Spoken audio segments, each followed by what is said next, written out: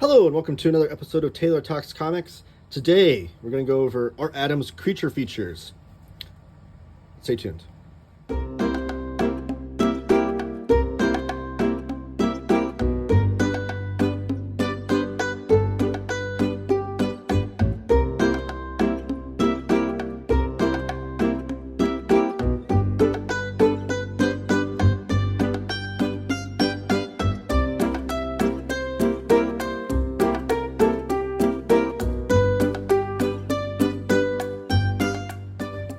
Today we have a little bit of a rarity, a small little trade paperback that I love, that I have in my collection. Just want to show this off as a cool little piece of comics that maybe you're not aware of and you want to check out and seek out. Please give the video a thumbs up and subscribe if you haven't already. All my social media and email and stuff is all in the description below if you want to contact me or follow me anywhere else. And also, if you shop for comics and graphic novels or over at organicpricebooks.com, I do have some promo codes that can save you some money also in the description below. So Art Adams is one of my favorite artists, especially of like Marvel comics. He's done great things like the Long Shot miniseries, the new Fantastic Four, the trilogy of comics where Walt Simonson wrote it, but Art Adams did the artwork for it, and it's when Ghost Rider, Wolverine, Spider-Man, and the Hulk become the Fantastic Four for 3 issues. Always did like great X-Men annuals. So he's just a really great artist. And I even showed off some pieces in the Godzilla omnibus or library collection over at IDW, which I'll try to link below or link above, so you can check that video out if you want to, where there's some pinups in there. But this is Art Adams' Creature Features. This is a Dark Horse Comics trade paperback that came out, in the 90s, I believe. So it's an early Dark Horse release. You even get the chess piece logo there. And then here's the back. So you got Godzilla, King of the Monsters, but Art Adams reigns supreme in Art Adams' Creature Features. So when this came out, I think 94 is when this came out. It's only $13. I found it at this flea market for $5. And I don't know, it's money well spent, because I think this is kind of harder to find. You might be able to find on eBay, copies on eBay, but it's not as easily accessible as you might think. So what this is a collection of just a few monster stories from Art Adams that he did for Dark Horse. We have the credits right here. So we have Creature from the Black Lagoon, which Steve Moncuse wrote that, but the art was by Art Adams and Terry Austin, which I'm not so well versed on Art Adams that I know his like frequent inkers. But let me know in the comments, did Terry Austin do some of the inking for Art Adams over at Marvel? I don't know that to be certain myself. Lois Buhalis on letters, and then Matt Hollingsworth on colors, which this must be early Matt Hollingsworth coloring work. I think he rose to prominence when he was doing the color work on Preacher, which was a few years after this collection came out. Then we have the Godzilla Color Special, where the script was by Art Adams and Randy Stradley. The art is all by Art Adams. He inked himself, it looks like. But there was an art assist from Gracine Tanaka and Steve McCuse. Lois Buhalis is on letters, and Rachel Menash on colors there. Shocking Case of the Brief Journey and Trapped in the Lair of the Shrew Mandroid. Story and art by Art Adams. Lois Buhalis on letters, and then Laura Allred on colors. So probably early Laura Allred coloring. And she colors the next one too, Trampling Tokyo, with lyrics by Alan Moore. So it's based on an Alan Moore poem that Art Adams then drew art for. You get a great introduction here by Jeff Darrow, which, again, in that same Godzilla video I posted, I compared how Jeff Darrow, Art Adams, and James Stokoe, like, both kind of have this, like, maniacal, like, so many marks on a page, super highly detailed artwork styles, and how all three of them do great Godzilla comics, or great Kaiju comics. So this first story we're getting is Creature of the Black Lagoon. And I have to say, this is my first ever Creature of the Black Lagoon comic that I've read. And I kind of want more. Because it kind of read as like a mixture of like the Swamp Thing comics, like any of the great Swamp Thing comics from like Bernie Wrightson through like the Alan Moore years with Rick Veitch and John Tunnelman, Steve Bissette. A little bit of like that, but also maybe like Frankenstein. Because he's kind of like this, also the silent monster that they're hunting. So you get a little bit of prologue here. and then you dive into the story. And you get these two characters. And what I want to point out here is that Art Adams was a huge influence on the Image founding fathers. In particular, Todd McFarlane and Rob Liefeld always cite Art Adams as being like their big influence. So you can see, like, I think Rob Liefeld took mostly from Art Adams was like this figure drawing, because Art Adams had like kind of those like very tall, longish torso kind of figures that he would draw. I think Rob Liefeld kind of embraced that with his own art. With Todd McFarlane, I think it's like faces and hairstyles, because you look at these faces here, like these all look very similar to how Todd McFarlane would draw faces and whatnot, especially in his Spider-Man days with the David Michelini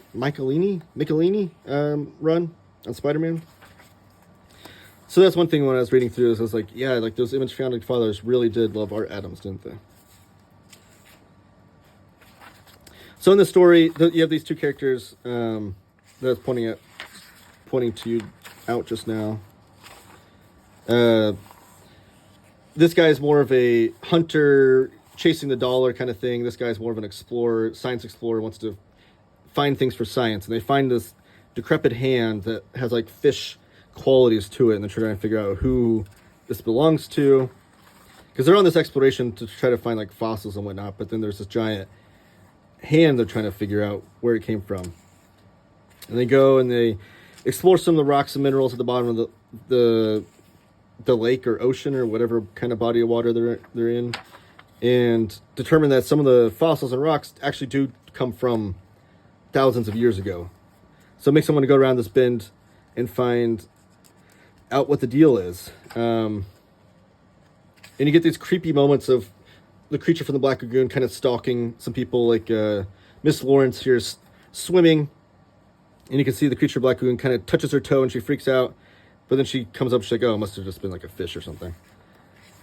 So it's like these creepy, like unsettling moments kind of pacing through of this creature getting through. So now they're trying to catch this thing, and it's tugging on the bow. They're pulling it, and you as the reader's like, oh, they're going to pull up the creature from the Black Lagoon. They pull it up. Nothing's there but a claw.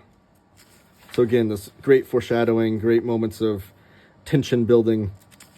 And those two guys dive in the water. And the guy with the brownish, reddish hair here. Oh, that's great cartoon language there. I didn't even notice that.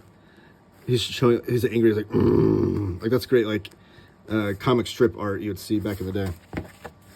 I love when Art Adams or any other cartoonist kind of throws those in there. But they're arguing, like the guy with the blonde hair is saying, like, I'm going to kill this thing and bring it back and make money. The guy in the brownish, reddish hair, again, I'm colorblind, so forgive me, is saying that I would rather capture the thing alive so we can study it for science.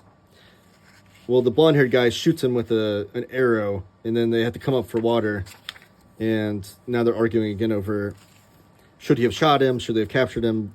Yada, yada, yada.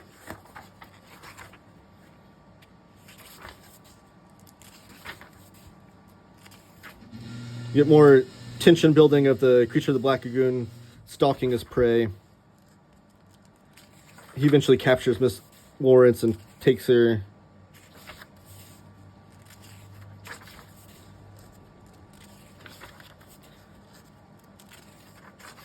So yeah, just like really fun horror comics that aren't, Junji Ito spooky, but they're just great, like kind of like Creature of the Month monster comics, creature features. Just like the title intends.